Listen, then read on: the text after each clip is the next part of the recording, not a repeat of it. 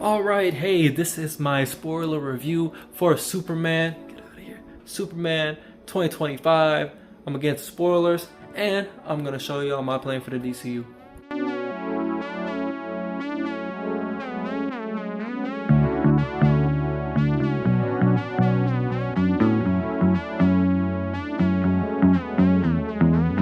Hey there! So, look, just seeing Superman for the second time, finally have a little bit more, bearings and a little more understanding seeing it. Um, I think the movie is still all over the place, but what I thought was gonna happen happened. It was not as jarring. It was not as crazy the second time. Knowing what's gonna happen, you kind of like I was very much settled in, and actually watching the movie. The first time I was watching the movie, I was more experiencing it. It was like whoa, like bang, bang, bang.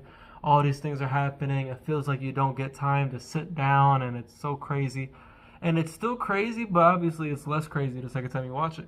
And that's a good thing. That's a good thing. But one thing that also really kicked in the second time watching it, the movie really feels like the Suicide Squad. It's been many years since I've seen it, but it feels and it looks like the Suicide Squad. Like when I'm looking at it, like it sounds really geeky, but like the color grading and the camera movement is very Suicide Squad-ish, and that's something I kind of don't like. I like how I think he did take chances and do different things with the camera. But even when I think back in my memory, I was like, okay, he also played around with the camera quite a bit in Suicide Squad 2. So I was like, okay, maybe it's not really taking a chance. But the one bad thing, kind of, it's not a super bad thing, but it's like, is this James Gunn? Is this him? DC? Does he have a mode for Marvel? Like, this is what I'm gonna look like for Marvel movies for the Guardians, and this is my mode for DC. I really hope not. And another thing that's a small negative. I'm sure you guys are thinking, what? Who cares? But he talks about the different styles and how each movie's gonna feel different. Like we're gonna have PG-13, whatever, Supergirl next year, but we're gonna have a rated R Clayface in a couple years. And then there's a couple other projects that's like, okay, but I'm afraid of like, is this all gonna be like very mature, or is this gonna be all very dark? Because this one was supposed to be the joyous one, the light one, and people love it. They love the joy and the positivity movie.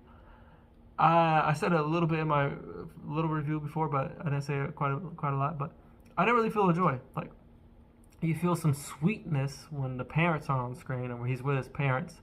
There's some sweet times in the movie, but I didn't really feel joy at all, and especially the second. And that's not a bad thing. I think this movie's still good. I think it's good. I might watch it again in the future. It's just one of these. It's one of those movies I'm not gonna watch a lot. I think it's a good 7. Before I didn't know what to give it. I was just like, whoa, I don't know what I just watched. And I was thinking like, oh, maybe it's a 6 or 7. I think it's a strong 7. It's a strong 7 pushing to 8. That's my numbers if I have to give numbers for this film. What else? What else? I had a point. What was my point? Oh yeah, but I'm hoping that we get some real, for sure, light or for sure joyous movies in the future. This one, I don't count it as that. This one really feels like an extension of the Suicide Squad. It feels like it could be in that same universe, and it might be. We don't know. We don't, because freaking Peacemaker. I'm a little confused about this. I'm not keeping up. So sorry, DC fans. I'm pretty sure didn't Peacemaker die in Suicide Squad, and he's got a show. I thought his show was a prequel, but it's getting season 2, and yet he's in this movie. So that was like, what? So I don't know how he's continuing. I don't care all the way, but this definitely feels like this could fit into this. So it's like, does that count as DCU? And I'll say later in this review what I think is truly the DCU, or what's still truly part of it. Whatever. My positives. I think that the movie is positive-ish. I like that. It's not overtly dark. It's not Man of Steel or something. But Man of Steel is better than this. Man of Steel is crazy. But I do like how I like the character. I don't think this movie is very positive or joyous as people are saying. But I think his character, his humanity is great, and I think that we have not only a great actor for Superman, but the delivery of him is great. So that's really good what we got so far. Like I said, I do like it that it's a little bit brighter. It doesn't feel like it's in a dull universe. Even though I tell you what, like I said, it's just the color grading. It's so similar to the Suicide Squad for me. But back to Superman. David Corenswet, you did great. He's the perfect guy for it. I'm glad he's Superman. I'm glad he's gonna be the man, and I think he's gonna crush it going further. Lex was great. Nicholas Holt, he is great as Lex. Everybody's saying like, oh, I didn't know I wasn't hating good enough until because I saw this man. Like all the internet's loving him. I'm loving him. He did a great job. Like 1A. Love that scene. Love his energy throughout. I thought it was a great Lex Luthor. Lois is great. I think that you know three that three of them is very good. Great casting. I thought they did well. So, while I'm talking about Lois, let's talk about the scene. Well, not the opening scene, but super early scene with the interview. I hadn't heard about it until later, but I heard before the movie came out that people were like, there's this thing online apparently of like Superman getting angry too quickly. They thought he was too mad.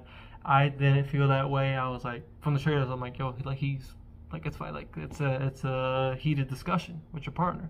I didn't think it was bad. But when I watched it the first time, and even when I watched it the second time, it does stick out. I think he does get a little too angry. Like I was hoping maybe she would raise her voice or do something to make that escalation in his tone so worth it, but it's not there. And I think that's a small issue, maybe just in the directing. I don't think that the writing is bad. Luckily it's the same guy. I'm talking about the same guy here. So I think just maybe if that scene was tweaked a little bit, it'd be better, because it is just a little awkward to see him get that heated. And it's a long scene, but I don't feel it. Still, at the second time, I knew. First time I watched it, I was like, wow, that's long. Second time I watched it, I was like, okay, I know it's 12 minutes, but it really, really doesn't feel that way. And I really like it. I really like that we got to sit in something for 12 minutes, because we don't sit like that for the rest of the movie. Like I said, the rest of the movie, the pace didn't feel terrible. Like the first time I watched it, you're in it, and you're fine. The first time, and I wonder how the general audience is like it. It's very comic booky. It's very crazy. So for me, watching it the second time, I was fine. First time, I was like, whoa. Like even for me, just do love sci-fi and comic book movies, this is a lot. But second time, it was like, okay, it's fine. Like we're in it. We're in it. More positive, Mr. Terrific. He's great. Love his scene. Everybody loves his scene where he's flying around, bouncing around. I like his character. Love the comedy bit of him and Lois as the doors going up. Just good funny lines, and he was a standout. He was a standout that I didn't expect to be that good. And then Guy Gardner, I didn't expect high things out of him, and he's great too. He's great in the movie. That character, I love that we're getting that.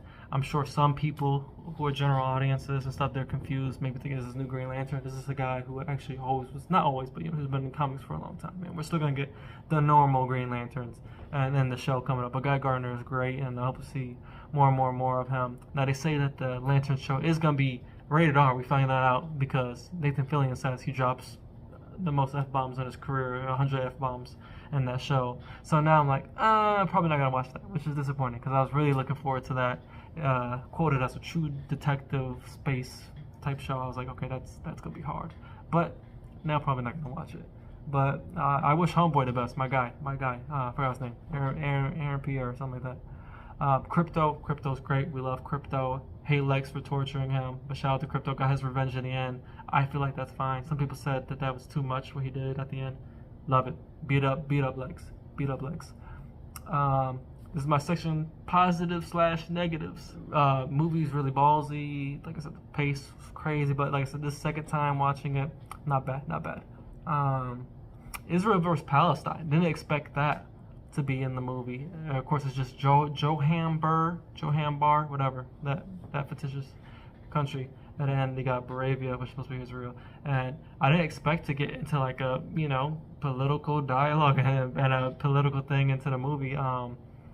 And I'll tell you what, as much as I say stuff about the structure, I feel the structure the second time watching it. I really do feel it.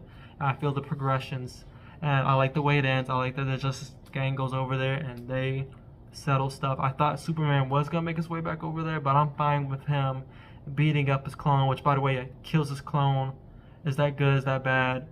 I guess no one cares. No one cares. Like when Man of Steel, when Henry Cavill kills his the villain, I forgot Homeboy. So and it is a less way, and it's one of those things where it's like, okay, is the clone alive or not? He went to a black hole, who knows? So I'm not mad at it. People are mad at it. I'm not mad at it as well.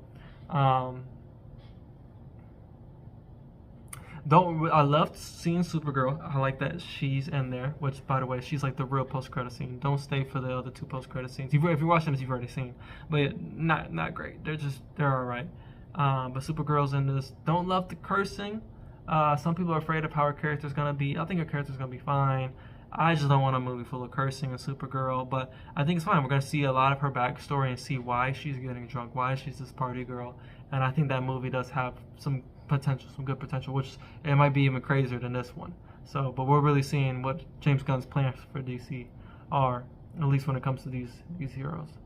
Also, another thing, the post-credit scene where he's with Crypto and they're on the moon. I know there's a line about, oh, he can hold his breath for an hour, but okay, but so he went up there. He's holding his breath for an hour, holding Crypto, and he's gonna go back down. That's kind of lame. And I don't like the idea of like a Superman who can't space travel. That's super lame to me. You know, he's gonna have to be like he's gonna have a little helmet on too, like Henry Cavill Superman would never. And I'm not even on that side. I'm not a part of the Snyder group, but it's just like going from Superman doing that and being so free to, oh no, now he's got to hold his breath. That's pretty. One negative section. I wanted the clone moment to hit harder. Like, I knew it was gonna happen. Some other comic book fans knew it was gonna happen. Most people don't know it's gonna happen. I feel like even if you don't know that moment's gonna happen, that it's gonna be a clone, you're still kind of watching. Like, okay, like it's kind of whatever. Like, there's so many moments and so many lines that's like, oh, this could be something. Whoa, and it's like, it's just whatever. Same thing like the Justice Gang being a corporate superhero team. I feel like that storyline could have been better because Superman's out here just being himself, doing stuff for good. These guys are getting paid. These guys are doing it for a check. I feel like this could have been a little more something, a little morality tug there. Also, I would love to see more of them, but it's fine. You know, I had some issues with that the first time watching it. Like, I was like, I want a little more of this, I want a little more of that. But the second time you're watching it, I don't know. Yeah, you do feel the story. You feel in it. You know, opposed to the first time where it's like there's just so much new at you, just new stuff getting thrown at you, and you're just like, what's happening? But second time, it's like, okay, I see the story, I see his journey, and everybody else is just an extension, just being used for that story, and also for the setting of the universe. Also, another negative, I said him on the moon. I already brought that up. That was definitely negative. Like, what the heck? That was just dumb. Pause together. Oh, that's it. That's it for me. Okay, that's it. So that, I could go on. Maybe there's a little bit more negatives, but it's not that. It's not that bad. It's a good movie. It's a good movie. Hope to see better from the future. Okay, now let's get into my DCU plan. Ooh, DCU plan. James Gunn has already hinted at the world's finest. I think that we're gonna get that. Also, let me jump right into my big hot take. I think Robert Pattinson's Batman will be the DCU Batman. It was always a big question mark. Really, two Batmans going at the same time, Elseworlds or whatever. What the general audience is not gonna accept that, especially because James his only thing he said so far is that he's working on the DCU Batman movie with the mystery writer. Sounds like Cap to me. Could be true. I'm gonna lean towards Cap. And he says that script is almost done or whatever. And we know he just got Matt Reeves' Batman 2 script with the 2027 release date. So, okay, if you're getting both of these scripts at the same time, that kind of leads to me thinking both of these are going to be made at the same time. At worst, let's say the DCU Batman gets made the year after. Terrible. You can't do that. You literally can't do that. Literally, the fans won't want it. And then just the fans who are, the general public that come casually to watch it, they're going to be confused. Having a sequel and another big Batman, and then the next year or even 2 years later say, hey, this is a different Batman, part of our main universe, and this and that, and oh, this Batman's just over here, and this Batman, it's not gonna work. I used to think the Batman was a little too much out of this tone from what I saw from the Superman trailers, but now I'm like, seeing the movie, seeing it twice, I'm like, he fits in. He actually fits in, and I like Robert as the role, so I think that's gonna be it. I think the Batman 2, he will show that he's gonna be in this DCU. Also, how I would do it. There's a temptation to do it during the movie. I think you do it with the post-credit scene, or maybe you do it during the movie towards the end. Say like show Metropolis or something on TV, right? And then towards the end, though, post-credit scene, I'm having Superman show up. That's money. It's literally money. Fans will go crazy. My plan: Supergirl's next year, the Batman Part 2 in 2027. The world's finest movie in 2029, or that mystery movie that James says he makes that he hasn't announced, that he's like it's gonna be fantastic. He loves the idea, but he won't announce it because another company, it's too easy to steal. He's talking about Marvel. I would do that in 2029, and then 2031 Justice League movie, and probably 2028 or something. We'll get Wonder Woman. New Wonder Woman probably go crazy, just like the people went crazy for it back in 2017. So do that. Do something fun and weird and different. 2030. Also love that they're not doing too many movies all at once. I like the 1 or 2 movies a year thing. So yeah, I would do, just to recap, we got Supergirl. There we got Batman 2 2027.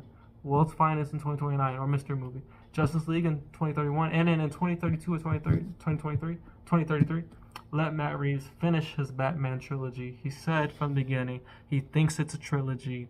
He's writing it for a trilogy. Let him close that out. Hopefully Robert will still go forward after the Justice League movie, but let him close out his trilogy. Maybe he does more Batmans in the future. Maybe it's somebody else, but give him that time. Also, that would mean Batman in 2022, 27, 2032, 2033. That's fine. Sounds like Matt Reeves' pace. And if none of these are really getting sequels, like we're never getting a Superman sequel, because even James Gunn said, define Superman 2. Okay, we're just doing it again. There's no Superman sequels. So if we're not getting actual sequels to these movies, Superman, Supergirl, stuff like that, throw these big movies out here every 2 years. That's how you do it with the fans. Marvel has lost that. You gotta follow up with sequels, or just at least have some hits, have some bangers. So that's my DCU plan. That's exactly what I would do. Probably not gonna do another one of these. Trying to keep this a Christ first channel. Shout out to everybody who watched all the way through. That's my DCU plan. Hey, Jesus is King. Hey, Jesus is King. Love y'all. God bless.